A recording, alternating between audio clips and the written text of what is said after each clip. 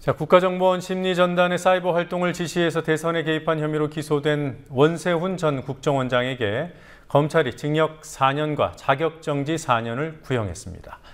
박근혜 대통령이 낳은 성심여중고 학생들이 학교 인근에 설치된 개장한 화상경마장 개장을 철회해달라는 호소문을 선배인 박 대통령 앞으로 보냈습니다. 오늘 하루 주요 뉴스들 정리해보는 시간입니다. 뉴스 취재팀장 황준호 기자 나와 있습니다. 어서 오십시오. 예.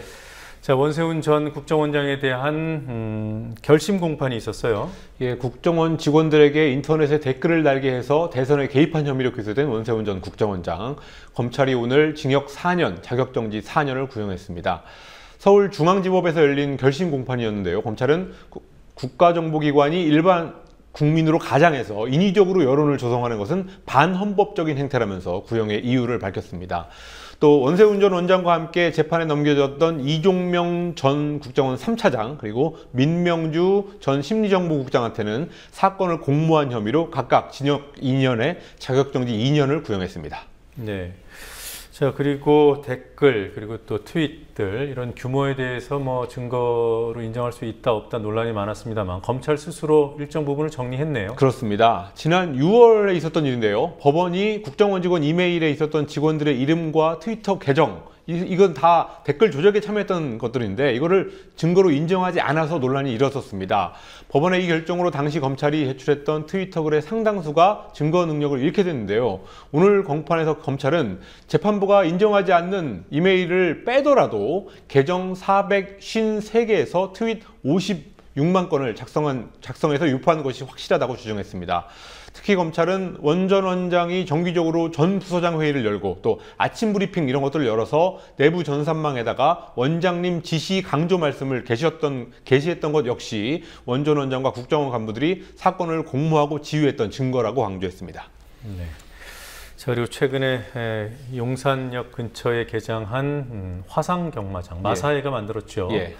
이것이 이제 성심여중고등학교 근처에 있어서 논란이 된 문제인데 이 학교 학생들이 선배를 향해서 호소문을 내놨습니다. 예, 용산 화상경마장 시범 개장을 막기 위해서 성심여중고 학생들이 직접 나섰습니다. 오늘 학생 40여 명과 교사들이 청와대 앞에서 학생들에게 제일 중요한 권리인 교육권을 스스로 지키기 위해서 화상경마장 개장 철회를 학교 선배님이신 박근혜 대통령에게 호소한다라는 기자회견을 가졌습니다.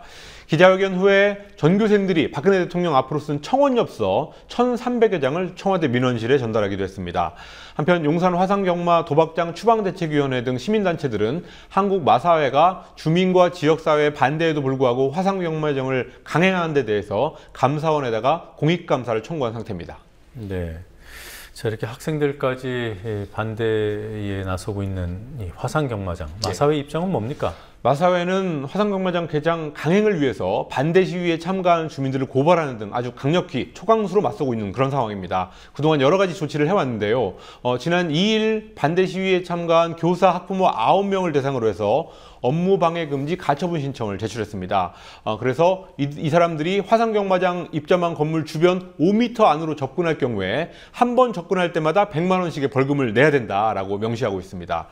또 지난 4일에는 반대 집회를 열어서 고객들의 경마장 입장을 방해한 혐의로 주민 15명을 고발한 데 이어서 지난 11일에는 또 주민 2명을 추가로 고발하는 그런 상태입니다. 네, 이게 그러니까 화상경마장하고 학교 사실은 붙어 있으면 안 되죠. 예. 법에서는 200m로 규정하고 있나요? 그런데 지금 현재 그 화상경마장과 230m, 일단 법은 살짝 벗어났긴 했는 왜 틀 안에서 지어지긴 한 건데 어쨌든 그게 여러 가지로 문제를 일으키기 때문에 학교에서 지금 반대 운동을 하고 있는 상황입니다. 네, 법은 법 문구를 지키라는 게 아니라 법의 취지를 지키라고 만들어 놓은 것인데. 그렇습니다. 30m를 더 멀었다고 그걸 허용한 그런 상황입니다. 네. 박근혜 대통령이 하반기 경제 정책, 자, 뭐 부동산이 풀리면 국민들이 경기가 좋아졌다는 체감을 할 것이다. 이런 인식을 대통령이 오늘 드러냈어요? 그런 것 같습니다. 오늘 수석 비서관 회의에서 국민들이 피부로 경제 활성화를 느끼기 위해서는 무엇보다 부동산 경기를 살려야 된다라면서 부동산 올인 방침을 사실상 밝혔습니다. 또 주택시장의 활력을 위해서 부동산 과열기에 도입된 규제는 정상화돼야 된다. 그러니까 없애야 된다라는 말을 했는데요. 인사청문회를 통과한 최경환 경제부총리가 추진하고 있는 LTV DTI 부동산 대출 규제 완화 문제, 그리고 대출금리 인하, 또 재건축 초과이익 환수 폐지 등의 부동산 경기 부양책을 전폭적으로 지원하겠다라는 것으로 해석되고 있어서 부동산 투기를 조장하는 게 아니냐 이런 논란이 일고 있습니다. 네, 이게 대단히 위험한 생각으로 보이고요. 그리고 오늘 그 대통령 주재 수석비서관 회의에서 이런 말도 했더군요. 경제의 불씨를 어렵게 살려놨다. 예.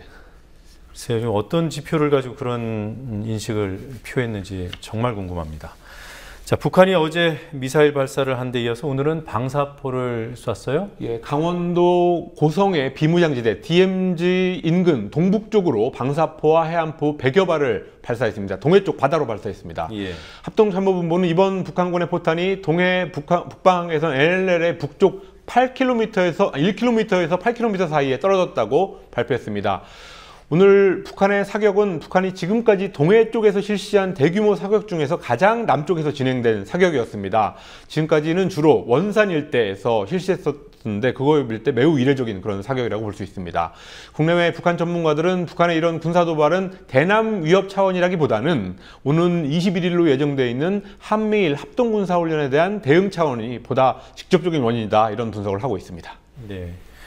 그러니까 이것이 뭐 우리나라를 향한 도발이다 이렇게 해석할 수 있는 건가요?